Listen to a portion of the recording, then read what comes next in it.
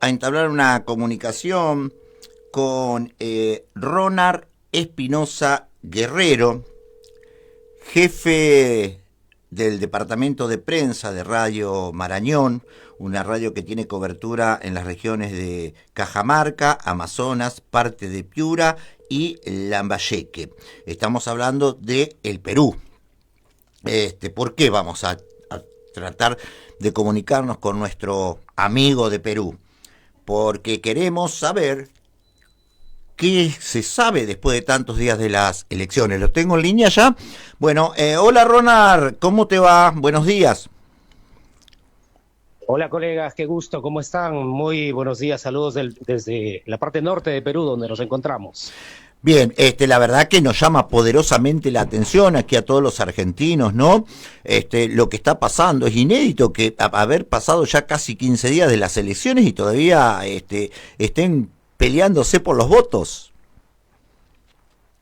Sí, realmente incluso para nosotros en el país es llamativo porque normalmente la gente se pregunta y dice, antes los resultados se conocían de manera más inmediata. Lo que pasa es que en el Perú ha cambiado mucho la normativa electoral en algunos aspectos. Por ejemplo, ahora mismo el tema del voto extranjero es lo que está significando lo último de la resolución de las actas, es decir, aquellas actas que han sido observadas y que van hasta el jurado electoral especial a donde corresponde y tienen que resolverse, tiene que ver a veces con la firma de, por ejemplo, los miembros de mesa que no coinciden o en todo caso, pues sale un poquito más la raya de la firma. Y en todo caso, uno de los temas que ahora mismo va a significar seguramente un momento tenso para el final de ese proceso es cuando se proclamen los resultados, porque seguramente ustedes ya se habrán enterado. El candidato que ha quedado en segundo lugar, que es candidato de izquierda, Roberto Sánchez, ha planteado que justamente esto el día de ayer ya se ha formulado, eh, se ha impugnado el voto del extranjero, ¿no? Entonces eso va a hacer que estos días sean realmente tensos.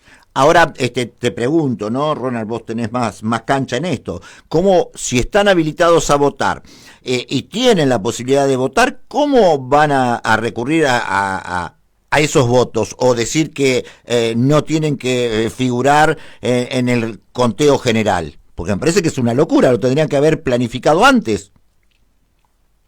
Sí, no, definitivamente, por supuesto, por supuesto. Aquí hay un tema muy preocupante que se plantea cuando algún candidato ya se ve perdedores, impugnar votos de aquellos lugares donde en algunos casos considera que porque no ha tenido personeros o considera que porque el candidato ganador tiene más votos, puede haber alguna irregularidad que conlleva a que no haya sido favorecido en ese sentido, ¿no? Entonces, el voto del extranjero, particularmente yo considero que es tan importante como el voto del ciudadano que está en el interior del país y tiene que respetarse. Sí hay que dar a conocer que se ha prestado para esto, lamentablemente, un cambio en la normativa electoral en el país, porque antes el voto se digitalizaba. En este proceso electoral, el voto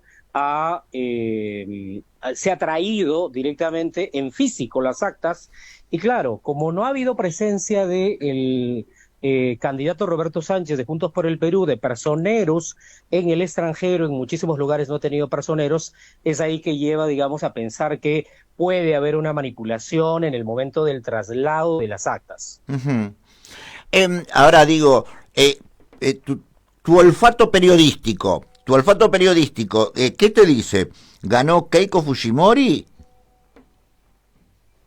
Ahora, yo creo que, bueno, definitivamente, el bolsón de votos que falta resolverse todavía y la mayor cantidad de votos que han ido en estos últimos días resolviéndose, han ido sumando a Keiko Fujimori, ¿no? Uh Han ido -huh. sumando a Keiko Fujimori y ya se avisora que va a ser ella finalmente la que termine siendo proclamada como la futura presidenta del país. Más allá de las posiciones políticas que podamos tener, y más allá del pasado, además que tiene Keiko Fujimori, como ustedes sabrán, es hija del ex dictador Alberto Fujimori. Aquí los 90 fueron muy difíciles para el país, ella era la primera dama, Ella ha tenido en los últimos años mayoría en el Congreso y además es muy sabido que ha tenido cierta influencia, digamos, en los últimos gobiernos, porque tenía la mayoría fujimorista en el Congreso y eso le ha dado la posibilidad de que en el Congreso se bloquearan muchas iniciativas de los gobiernos de turno o en todo caso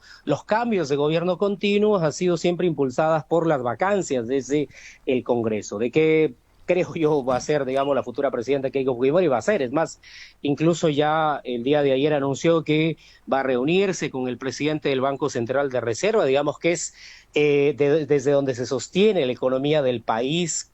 Tenemos una economía sólida a pesar de todos estos problemas, pero ella va a ser la futura presidenta. Obviamente van a ser 5 años complejos por los antecedentes del Fujimorismo, pero también por lo que va a significar las voces desde el otro lado, ¿no? Porque, claro, Roberto Sánchez, la izquierda, no se van a quedar, no se van a quedar, digamos, tranquilos, contentos con los resultados que finalmente, nos guste o no, van a tener que ser proclamados por el Jurado Nacional de Elecciones. Uh-huh.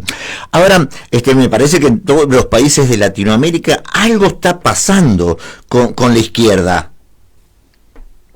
Sí, sí, definitivamente algo está pasando y yo creo que hay una izquierda que se presenta en los procesos electorales, pareciera, con una mirada, digamos, innovadora, de hacer muchos cambios sociales muy importantes, pero parece que eso no llega al momento de ser realmente en la práctica lo que se pregona. Puede ser que se genera eso genera finalmente un antivoto que hemos visto ha pasado, claro, ha pasado en Chile, ahora mismo ha pasado en Colombia y acaba de pasar en el Perú. Obviamente que en el caso peruano es muy peculiar, porque aquí estamos de los candidatos que se han presentado, bueno, perdón, que han quedado para la segunda vuelta, así casi 50-50, o sea, solamente separa 40.000 votos uno y otro, pero claro, también hay que anotar algo importante.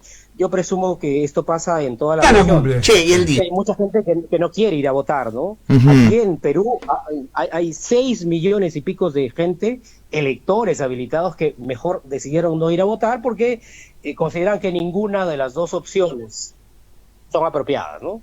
Ahora te pregunto, el gobierno actual, ¿sí? ¿Cómo se desenvuelve? ¿Qué dice la sociedad peruana de este gobierno? Bueno, ustedes saben que el Perú es muy particular en el tema del cambio de gobierno, de presidentes en los últimos años. Una vergüenza. Tenemos 10 presidentes, sí, por supuesto, tenemos 10 presidentes. Dicen que el caso peruano tiene que ser motivo de estudio en ese aspecto. Este gobierno es un gobierno interino en el lapso de tiempo en el cual ya debía haber gobernado un solo presidente, que era el presidente Castillo del 2021 a la actualidad, pero claro, Castillo intentó dar un golpe de Estado, está en prisión ahora, procesado por otros temas. Luego vino Dina Boluarte, que se enfrentó a una situación muy difícil, también protestas en contra suya, porque dijo en su momento, si el señor Castillo se va, yo me voy, y nunca se fue. Y luego de eso ha venido el presidente interino José Geri y ahora José María Balcázar. O sea, hemos tenido casi un presidente por cada año 3 meses, ¿no? Y eso hace que el gobierno mismo no tenga legitimidad ante la sociedad. Eso es muy importante, ¿no? No nos olvidemos que nosotros en la Argentina en una semana tuvimos como 3, 4 presidentes, ya ni me acuerdo, 3, 4, 5 fueron acá. En la Argentina también pasó, pero bueno. Ronald, yo creo que Keiko Fujimori creo que va a tener la ayuda y se dice que tuvo un acuerdo con los Estados Unidos. Sí, en realidad el gobierno de Alberto Fujimori fue muy pro Estados Unidos. Obviamente ella ha dicho que va a gobernar como lo hizo su padre, y ahí la preocupación en el sentido de que, bueno, ella es cercana también, obviamente, a ese sector de la política internacional. Pero claro, lo que preocupa en el caso peruano es básicamente qué va a significar en términos de derechos humanos, respeto por poblaciones indígenas. Lo que pasa es que el gobierno de Fujimori en los 90 estuvo muy caracterizado por la falta de respeto a los derechos humanos, ¿no? Ujú. Entonces, por eso incluso el expresidente Fujimori fue juzgado. El hermano de la ahora todavía candidata presidencial, en este proceso, a diferencia de los anteriores, se apartó completamente y era una figura muy destacable, muy distinta a la figura de Keiko Fujimori, porque él es percibido como, digamos, más cercano cercano a todos los sectores, ¿no? Derecha, izquierda. Las acusaciones que hubo en los 90 de la misma ex primera dama, la mamá de la señora Fujimori, la señora Iguchi, que denunciaba que había sido torturada por su esposo y que su hija no dijo nada en ese momento. Entonces, hay varios aspectos que todavía en este momento nos estamos preguntando qué va a ser estos 5 años siguientes. Ahora, en el caso de que hubiera sido Roberto Sánchez, hubiéramos tenido la misma historia del 2021 a la actualidad, o sea que avisorábamos cambios continuos de presidentes. No sé si va a pasar lo mismo con Keiko Fujimori, porque ella tiene ahora, a partir del 28 de julio, la mayoría en la Cámara de Diputados y la mayoría en la Cámara de Senadores, porque volvió la bicameralidad al Congreso peruano. Ujú. Vos sabés que con esto que estás diciendo, la cantidad de presidentes que nos asombraba, bueno, a argentinos ya no nos tiene que asombrar nada. Yo creo que a Latinoamérica no tiene que asombrarnos nada lo que está pasando, porque lo que está pasando en Bolivia es terrible también, ¿eh?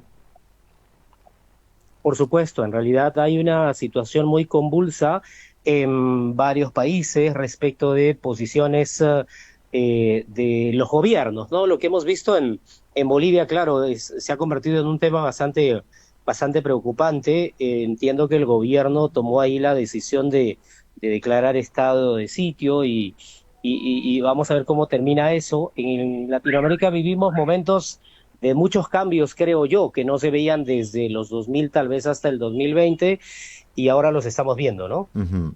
Ahora, la gente en Perú, ¿cómo la podemos dividir? ¿Clase alta, clase media? ¿Cuántas clases viste que siempre se habla de clase baja, clase media y clase alta? En Bolivia es distinto, tenés la clase alta y la clase baja o los humildes o los pobres, como le quieran llamar o como mejor quede, ¿no? ¿Cómo está repartido en Perú?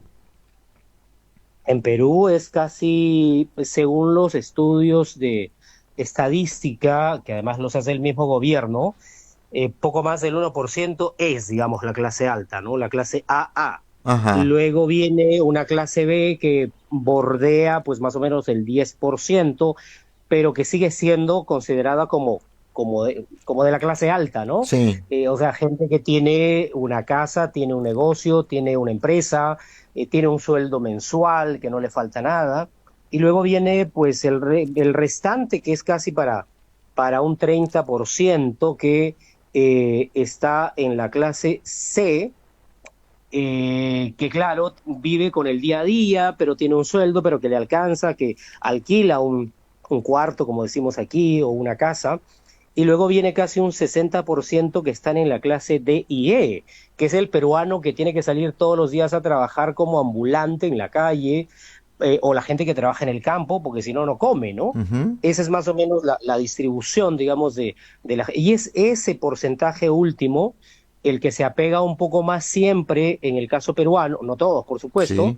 siempre se apega en los últimos procesos electorales a considerar que el discurso de izquierda es un discurso de cambio. Pero claro, ¿eso por qué? Porque la derecha no ha ayudado mucho en el sentido de que, claro, normalmente la derecha siempre está impulsando proyectos que tienen que ver con eh, facilidades para la inversión, entre comillas, o facilidades para el pago de aquellos inversionistas que tienen grandes capitales en el Perú y que le deben al Estado, por ejemplo, tengan facilidades. Ujú. Es ahí donde encuentra, digamos, el discurso normalmente de izquierda, porque ocurre, digamos, situaciones que la gente necesita que se cambie, ¿no? Y que ve que no está bien. Ahora, Keiko Fujimori, vamos a hacer ella es de derecha, de izquierda sabemos que no es, o está más al centro, está contanos un poquito, porque por lo que ella dice, ¿no? Por lo que habla, también que los candidatos y los presidentes tienen un discurso, los candidatos antes de ser presidentes tienen un discurso que después hacen todo lo contrario, pasó con Castillo, ¿no? Por lo que estábamos charlando recién. Pero ¿cómo la ves? de derecha o de centro? Bueno, en realidad ha tenido como varios momentos, porque Fuerza Popular, que es el partido fundado por Keiko Fujimori, recoge lo que fue en los 90 el gobierno de su padre, que se identificaba como la propuesta nueva. En los 90, Alberto Fujimori fue lo que Castillo fue el 2021. En los 90, la derecha, la clase pudiente, tú veías a los candidatos de los 90 y cuando quedaron el escritor Mario Vargas Llosa, que fue el candidato con el que quedó Fujimori para disputar finalmente la presidencia, el candidato Vargas Llosa, que ya era muy conocido en esa época por todos sus libros que había escrito, era el candidato pudiente de derecha de las clases dominantes. Y Fujimori se presentaba como el ingeniero asociado más al tema agrícola, porque además venía de una universidad que es la Universidad Agraria La Molina, donde todas las carreras tienen que ver con el tema agrícola. Entonces, en el caso de Keiko Fujimori, es identificada como un partido populista de derecha, digamos, o sea, un partido que no es extrema derecha o derecha conservadora, que ocurre sí con el candidato también hasta hace poco alcalde de Lima, Rafael López Aliaga, ¿no? Que es muy cercano a las ideas de Milei, por ejemplo, ¿no? En el caso de Keiko Fujimori, ellos se identifican como populistas de derecha, ¿no? Y además siempre mantienen eso de el fujimorismo. Mirá, tengo preguntas de un oyente. Mirá, viste, la radio es esto, ¿no? Dice, ¿cómo pretenden en Perú la distribución de la riqueza generada por el trabajo peruano? Bueno, pretenden, entiendo, pregunta en el sentido, digamos, de cómo se redistribuye, ¿no? Sí. ¿Cómo pretenden en Perú la distribución de la riqueza generada por el trabajo peruano? Ajá. Bueno, en el caso de, a ver, no sé si voy por donde dice realmente la intención de la pregunta, pero en el caso peruano, la mayor cantidad del ingreso, diríamos, al bolsillo nacional, al bolsillo del Estado peruano, viene de las inversiones extranjeras, básicamente del rubro de la extracción de minerales. Hasta ahora eso es lo más grande. Luego está el tema el tema pesquero, pero también obviamente hay economías regionales o muy peculiares, como por ejemplo, en el Perú hay muchísimo, se vende mucho del café, se vende mucho en el tema de la pesca también, y otros productos. La gente basa especialmente su economía en actividades de agricultura, pero también de comercio. Ahora, Ronald, esto es muy raro, ¿no? Lo que está sucediendo. Las Fuerzas Armadas del Perú están más cerca de Fujimori que de Castillo. Sí, definitivamente. En el Perú, y eso no ha ido bien en cuestión de imagen de lo que es las Fuerzas Armadas y la percepción que tiene la ciudadanía, la población. Lo último que tuvimos aquí en el gobierno de Dina Boluarte, el 2022 e inicios del 2023, fue que hubo una represión muy fuerte en contra de la gente que se manifestaba porque no estaba de acuerdo, digamos, con Dina Boluarte. Entonces, se atribuye a tanto la policía y el ejército 49 personas muertas en las protestas. Eso es, a nivel de imagen de la policía y el ejército, muy malo. Entonces, siempre desde los altos mandos del ejército y la policía ha habido mucha cercanía con los sectores más de derecha, ¿no? Entonces, en este caso, obviamente, Keiko Fujimori va a tener mucho respaldo de las Fuerzas Armadas, lo que ocurrió en los 90, ¿no? Sí. Por eso Fujimori hizo lo que hizo. Ahora, Keiko, vos sabés que yo la veo una mujer, está bien, todos los políticos, viste, en el discurso de campaña van a solucionar la vida de todos sus compatriotas. Después se olvidan, olvídate, ¿no? Pero te quiero decir, yo la veo muy coherente en las cosas que manifestaba y lo que quiere para su Perú. El tema es si lo puede realizar. Si tiene el Congreso a favor, olvídate, va a ser muy fácil para ella gobernar. Sí, sí, por supuesto. En realidad hay pocos casos que podemos recordar de gobiernos entrantes que han tenido la mayoría del Congreso. Por ejemplo, el último fue el de Ollanta Humala, el Sí, 2011. sí. Ollanta Humala tuvo la mayoría en el Congreso, hizo muchos cambios, pero no los que la gente esperaba. En Uh-huh. este caso, teniendo la mayoría congresal Keiko Fujimori, o por lo menos la derecha, digamos, porque podrían aliarse ahí con otros dos partidos más, va a tener, digamos, la posibilidad de no tener tantos problemas en el Congreso y mucho más ahora porque el peso de las decisiones a nivel de proyectos va a estar en el Senado, Claro. incluso en el tema de que lo que ocurrió en el 2021, por ejemplo, el Congreso vacó a Castillo. Ahora la cosa va a ser diferente porque va a ir al Senado esa discusión. Claro. Eh, yo creo que, fíjate, yo no tengo posición política partidaria, pero creo que lo que ha hecho este Congreso que tenemos ahora, que se va el 28 de julio, ha sido como preparar el terreno para alguien como Keiko Fujimori. Uh-huh. Ahora, en términos de las decisiones que vaya a tomar en pro de lo que necesita el país, o sea, eso sería bueno, ¿no? De que si Keiko Fujimori dice, vamos a plantear un proyecto a reducir 10 puntos de la pobreza, por ejemplo, en el Perú en los próximos 5 años, proyectos que el Congreso debe aprobar y el Congreso lo aprueba, sería factible. Pero si hay algo que va en contra de la mayoría de la ciudadanía, para beneficio, digamos, propio de partido o de pequeños grupos o minorías en el país, también lo puede hacer, ¿no? Porque tiene mayoría en ambas cámaras, ¿no? Sí, Ronald, pero lo que yo veo también es que vos me hablas del 60% de gente muy en la pobreza. Le digo, de ese 60% la votaron a Keiko Fujimori, indudablemente, ¿eh? Sí, sí, por supuesto, Algo ¿no? ha Claro, claro. despertado, algo Sí, sí, despertó. sí.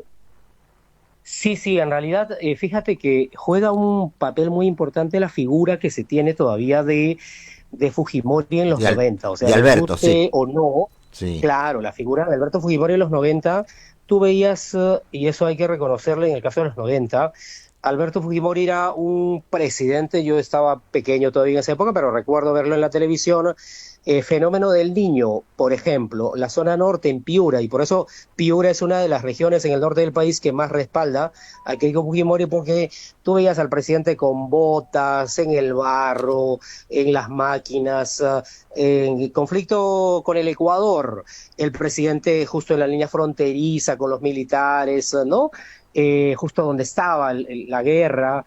Entonces, eso ayuda a que un buen sector todavía, tanto de los sectores D y E, pues perciba a Keiko Fujimori como lo que fue en los 90, el gobierno de su padre y que seguro va a traer muchas cosas. Y normalmente en los sectores D y E, a veces pues no esperas, digamos, grandes proyectos, ¿no? Sino esperas que el gobierno te traiga algo que te ayude a resolver el día a día. Uh-huh.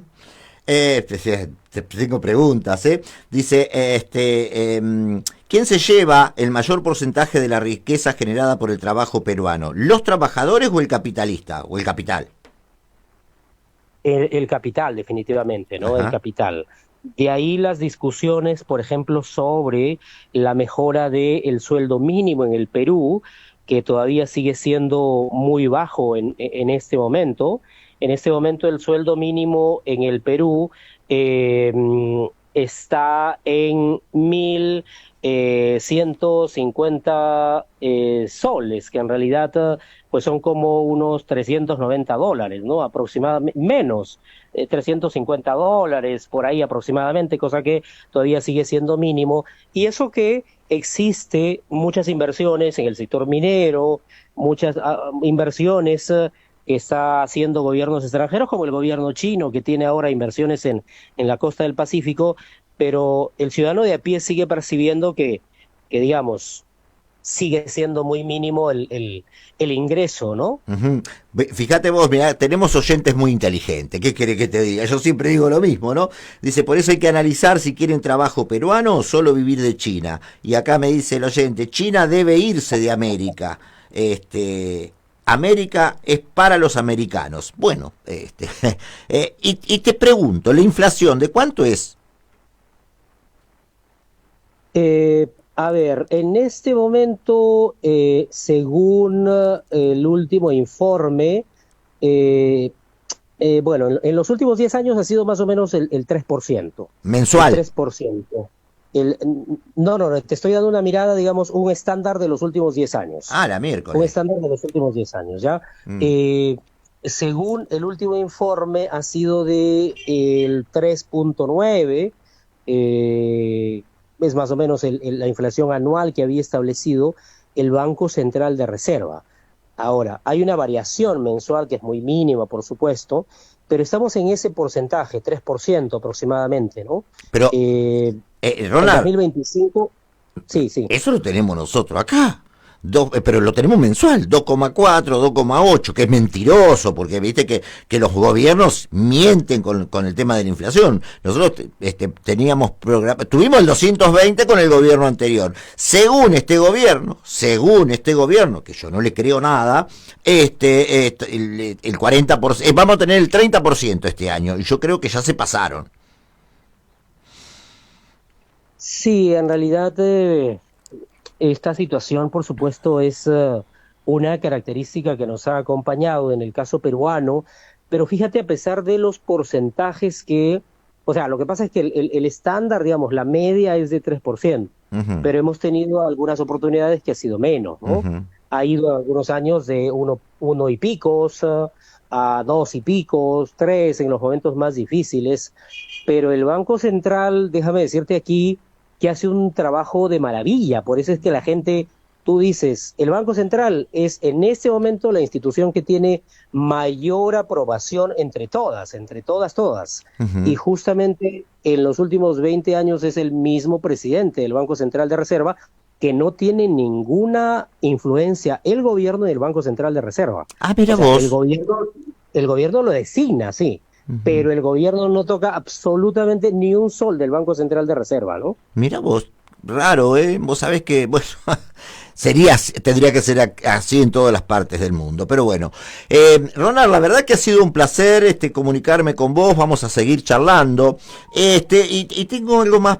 Yo la he visto con mucho carácter, con mucho poder de decisión a Keiko Fujimori. Es una mujer joven, porque debe tener, no sé si llega a los 50 años, o por ahí me equivoco, ¿no? 51, Ah, 51. bueno, viste, ahí está. La veo con mano muy firme, muy dispuesta a no ceder bajo ningún concepto un montón de cosas, ¿no?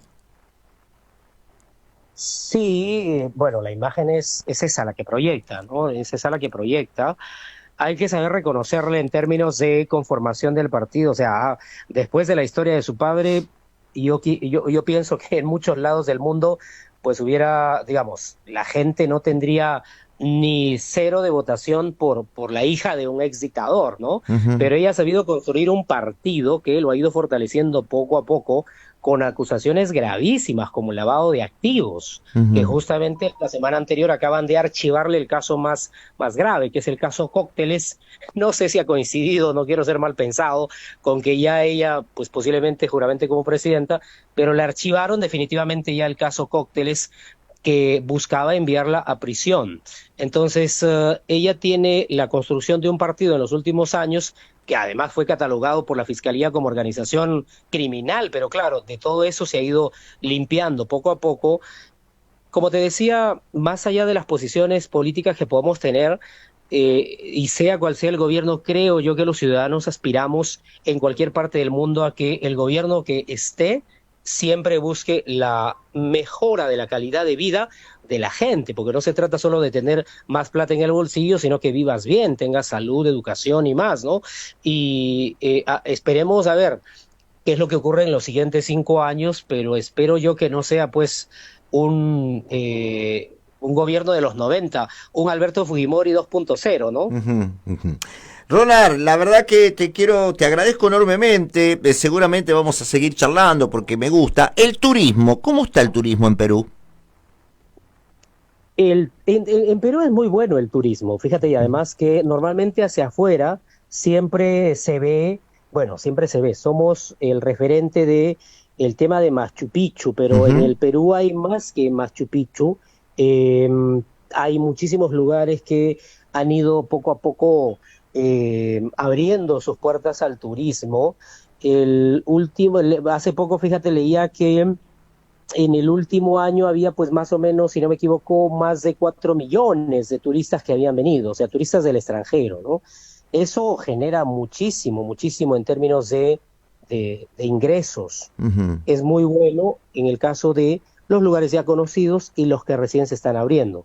Tenemos o sea, el más conocido es Machu Picchu, mundialmente conocido, pero cada región, entiendo que así lo mismo que en Argentina, cada región tiene algo que ofrecer y ahora se trabaja mucho en el tema turístico. Yo estoy en una ciudad que es Jaén, al norte del Perú, y acá a 5 minutos de mi casa tengo la Huaca Monte Grande, que es incluso más antigua que Caral, que está en la costa de Perú, y que acaba de ser, digamos, descubierta en el 2010 y se ha encontrado vestigios de cacao, que sería el primer cacao el origen del cacao le llaman, Ujú. y se está tratando de poner al turismo. Y lo mismo en las otras regiones, ¿no? El Perú tiene mucho que ofrecer en realidad, pero lo que pasa es que también la corrupción, déjame decirte que se lleva muchísimo, ¿no? El tema de la corrupción es uno de los temas que, así como la inseguridad ciudadana en Perú, va a tener que afrontar el siguiente gobierno y los que vengan después. Perdón, me quedaré hablando ahora como, pero digo,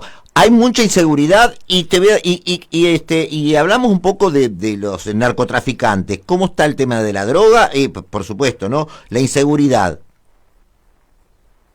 La inseguridad ciudadana en los últimos años se ha disparado, lamentablemente. No tenemos por qué ocultarlo hacia el mundo. Yo soy una de las personas que, como periodista en el programa que tengo, siempre reitero, no hay por qué ocultar cifras de inseguridad, por qué decir estamos bien, pero la inseguridad ciudadana en el Perú está bastante mal. Ha incrementado hechos de sicariato, y es muy delicado en el tema de que en las ciudades grandes como Lima, Trujillo y otras del interior del país ha incrementado las cifras de asaltos a mano armada, hechos de sicariato. Yo creo que tiene que ver mucho también, obviamente, hay muchísima gente que culpa a los migrantes, casi, casi nada más, pero la inseguridad ciudadana la hemos tenido desde antes, pero la migración, por ejemplo, ha traído cifras más elevadas de la inseguridad ciudadana. O sea, el 85% de la población en este momento en el Perú, a nivel urbano, tiene miedo ser víctima de que alguien le robe la moto, le ponga un arma en la cabeza, o si es chofer de un microbús de transporte público, pues le vayan a disparar porque no pagó cupo. Ujú, ujú. Pues sabés que, bueno, nosotros tenemos, viste, lo que ha pasado acá con estas chicas que han matado y lo han traído del Perú a uno de los todavía no podemos decir que fue el asesino porque está en plena investigación, pero vos sabés que a mí me parece, por lo que escuché de Fujimori, de Keiko, dijo que iba a poner mano dura, a ver, corregime por favor, yo creo que en una de las frases que he leído de ella, que iba a poner mano dura contra la delincuencia. Sí, sí, eso dijo. Keiko Fujimori ha hablado mucho sobre la inseguridad ciudadana, bueno, lo mismo que los demás candidatos, porque es en realidad el tema ahora más preocupante en el país. Sí. Keiko Fujimori habló mucho sobre el programa de gobierno en el que ha repetido mucho la palabra orden, asociado al tema de la inseguridad ciudadana, porque ha dicho que se van a aplicar mecanismos que no se han aplicado y que el fujimorismo dice que tiene la experiencia para hacerlo de lo que ocurrió en los 90. Ujú, Eh, Su propuesta se centra básicamente en que van a crear centros de comando, videovigilancia, que se van a interconectar en las 24 regiones del país, mirando los mapas del delito en tiempo real y además aplicando la inteligencia artificial.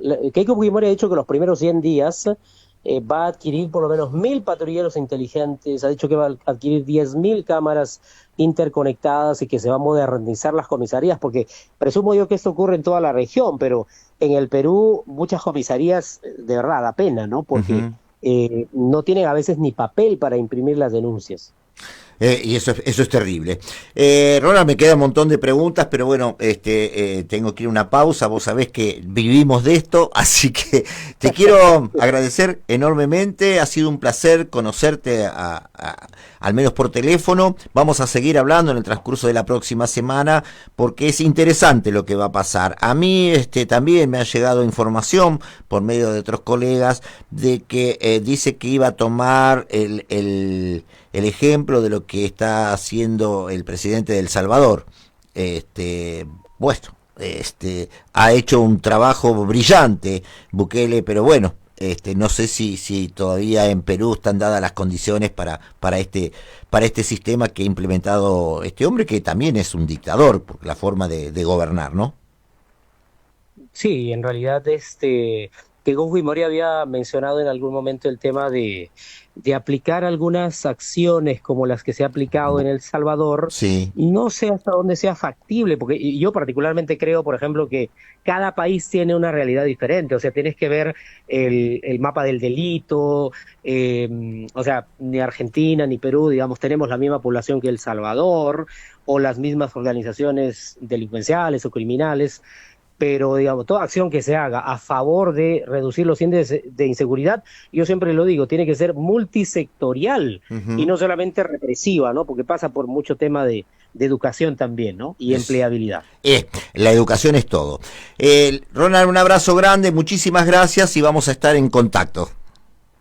No, un gusto, por supuesto. Tuve el enorme placer de estar en el 2010 en Argentina y quisiera volver. Enorme país, muy grande. Gracias, un abrazo. Bien, así pasaba nuestro colega Ronald Espinosa Guerrero, periodista peruano, donde nos estaba dando un pantallazo. Vio que yo leo del Perú, vio que las preguntas que le hice, porque me interesa la figura de Keiko Fujimori, de los discursos que dio, y vos sabés que yo no, o le digo a la gente, le comento, no le escuchaba con un discurso de derecha. Yo la veía ahí, del centro hacia la derecha, ahí, con un pendular era, pero tenía otras ideas, no era ni bueno, de izquierda, olvídate que va a ser Keiko Fujimori, pero te quiero decir, yo lo que veía, o lo que escuchaba de ella, y lo que ella manifestaba, la veía ahí, del centro hacia la derecha, en el medio. Ojalá que tengan buena vibra con los ciudadanos. Es de mucho carácter, sí que es de mucho carácter. No creo que repita la historia del padre, porque el padre fue un dictador, indudablemente. Yo por eso dije lo de Bukele, porque ella había dicho y planteó muchas veces en algunas charlas que tenía de que iba a hacer lo que hacía El Salvador. Hoy, sin ir más lejos, veamos lo que